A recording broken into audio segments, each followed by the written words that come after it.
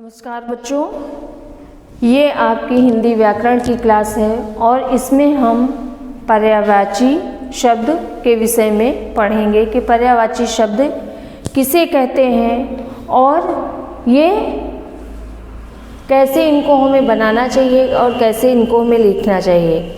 देखिए, समानार्थक शब्दों को ही हम क्या कहते हैं? पर्यायवाची शब्द कहते हैं। समानार्थक शब्दों यानी कि जिसके शब्द तो अलग अलग हैं पर उनका अर्थ जो है वो एक होता है, समान होता है, तो उसे हम समानार्थक भी कहते हैं। तो भाषा के अच्छे ज्ञान के लिए क्या होता है? समानार्थक शब्दों का ज्ञान होना अति आवश्यक है। अतः कुछ हम आपको समानार्थक शब्द बताने जा रहे हैं जिन्हें हम पर्यायवाची कहते हैं। उनको ध्यान से देखिएगा और समझिएगा। जैसे है, इसकी परिभाषा है कि जो शब्द समान अर्थ प्रकट करते हैं उन्हें पर्यायवाची शब्द कहते हैं। कि जो शब्द समान अर्थ प्रकट करते हैं उन्हें हम पर्यायवाची शब्द कहते हैं। अब देखिए, कुछ हमने आपके एग्जाम्पल दिए हैं। जैसे सूरज है, सूरज के हमको दो पर्यायवाची लिखने हैं। तो सूरज के हम दो पर्यायवाची कौन कौन से लिखेंगे?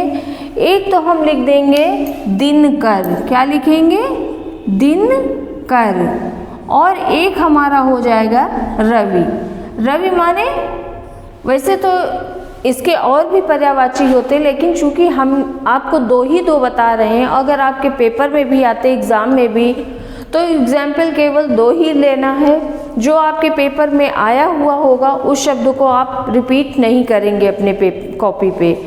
तो इसमें देखिएगा, इस सूरज के दो पर्यायवाची में अब आता है घर। घर का देखिए क्या होगा? एक तो होगा आवास और दूसरा होगा सदन। हम निवास भी लिख सकते हैं, हम क्या लिख सकते हैं? हम गृह भी लिख सकते हैं, हम आलय भी लिख सकते हैं, क्योंकि इनके शब्द अलग अलग हैं लेकिन इनका जो अर्थ है वो समान है, एक जैसा ही है। तो इसे हम क्या कहते हैं? अब हमें आगे देखना है बगीचा का। बगीचा का हम उपवन लिख सकते हैं, उपवन। बाग लिख सकते हैं, बाग। और इसकी हम वाटिका भी लिख सकते हैं। तो ये हमारे बगीचे के क्या होगा? पर्यायवाची हो गए। चूँकि हमने दो लिखने का, इसलिए हम दो लिख रहे हैं। कपड़ा, कपड़ा का क्या होगा? एक तो होगा वस्त्र, वस्त्र, और एक होगा वसन। हमें और अगर लिखने हैं तो हम और भी लिख सकते हैं इसके। जैसे पट है, चीर है, ये भी हम लिख सकते हैं। तो आगे देखिए, पृथ्वी है। पृथ्वी का हम क्या लिख सकते हैं? धरती, धरती, वसुंधरा, ये भी पृथ्वी का रूप है। भू लिख सकते हैं, भूम लिख सकते हैं। देवता का क्या लिख सकते हैं? देवता का भी हम लिख सकते हैं। देव है, सुर है, अमर है, ईश्वर है। हम लिख सकते हैं ईश्वर, ईश्वर, देव। लेकिन इसके और भी हम पर्यायवाची लिख सकते हैं।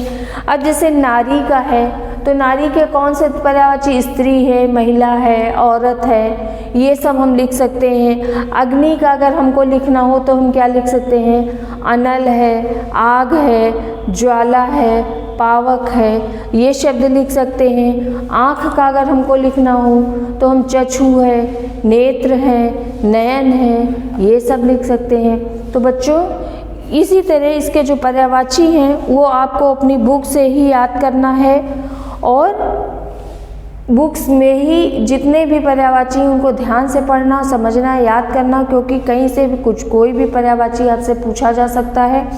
और जो इसकी एक्सरसाइज है उसको बुक में ही फिल करना है आपको, और बुक में ही इस चैप्टर को आपको करना है। अगर क्वेश्चन आंसर होता है तो क्वेश्चन आंसर आपको अपनी कॉपी पे करना होगा, लेकिन अगर केवल एक्सरसाइज है तो एक्सरसाइज को केवल अपनी कॉपी बुक में ही फिल करेंगे और उसी से आप याद करेंगे कि पर्यायवाची शब्द किसे कहते हैं।